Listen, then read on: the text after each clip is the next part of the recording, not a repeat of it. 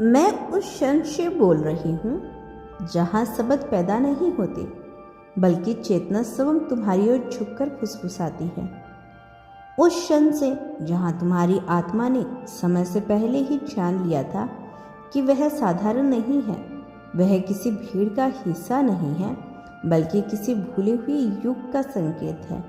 और जैसे ही यह ध्वनि तुम्हारे भीतर उतरती है, वैसे ही कोई पुरानी स्मृति जागती है, जैसे तुमने यह सब पहले ही सुना हो, जैसे यह कोई संयोग, कोई नया संदेश नहीं, बल्कि तुम्हारे भीतर पहले से ही अंकित किसी आदिकाल सत्य की पुष्टि हो।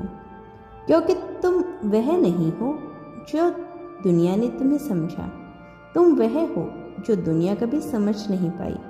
और आज ब्रह्मांड तुम्हें किसी भविष्य का वादा नहीं दे रहा, बल्कि तुम्हें तुम्हारी खोई हुई पहचान लौटा रहा है। वह पहचान जो हर असफलता के पीछे छिपी थी, हर अस्वीकृति के भीतर धड़क रही थी, हर उस रात में जीवित थी जब तुमने अकेलेपन को गले लगाया और फिर भी भीतर कहीं यह महसूस किया कि तुम अकेले नहीं हो। कोई है जो तुम्हें बिना देखे जानता है, बिना छुए महसूस करता है, बिना नाम लिए पुकारता है। और वही पुकार वर्षों से तुम्हारी आत्मा को तराश रही थी, तुम्हें तोड़ नहीं रही थी, बल्कि तुम्हारे भीतर से वह सब हटा रही थी जो तुम्हारे असली रूप के योग्य नहीं था। क्योंकि तुम प्रेम के लिए नहीं तरस रहे थे, तुम प्रेम के लिए तैयार किए जा रहे थे। और जिस प्रेम की बात यहाँ हो रही है, वह किसी व्यक्ति का नहीं, बल्कि उस ऊर्जा का है जो दो आत्माओं के बीच तब जन्म लेती है जब वे अपने अपने अंधकार से गुजरकर प्रकाश तक पहुँचती है।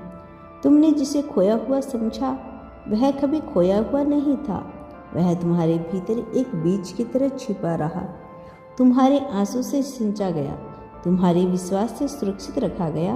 और हर बार जब तुमने सोचा कि अब कुछ नहीं बचेगा, उसी क्षण उस बीज ने अपनी जड़ें और गहरी कर ली। क्योंकि यही कर्म का नियम है, यही आत्मा का विज्ञान है। जो तुम्हें देर से देता है, वह तुम्हें हल्का नहीं, बल्कि विराट बनाकर देता है। और अब जब तुम यह सुन रही हो, तो यह संयोग नहीं, यह वह क्षण है जब तुम्हारी फ्रीक्वेंसी उस फ्रीक्वेंसी से मिल रही है जिसे तुमने जन्मों पहले पुकारा था।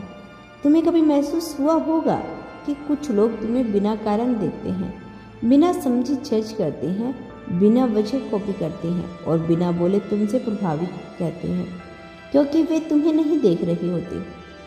वे उस जागृति को कोड को महसूस कर रही होते हैं जो तुम अनजाने में लेकर चलते हो। वही क्रोध जिसे तुमने बचपन से अलग बना दिया, जिसने तुम्हें भीड़ में भी अकेला रखा, जिसने तुम्हें गहराई दी जब दुनिया स्तर पर जी रही थी। और यही गहराई तुम्हारी परीक्षा थी, यही गहराई तुम्हारी दीक्षा थी।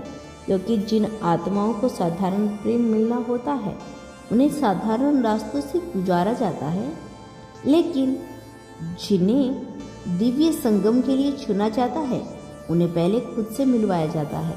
उनके भीतर की हर परत खोली जाती है, हर डर सामने लाया जाता है, हर भ्रम को तोड़ा जाता है, ताकि जब वो मिले तो किसी अधूरे रूप में नहीं, बल्कि संपूर्णता में मिले।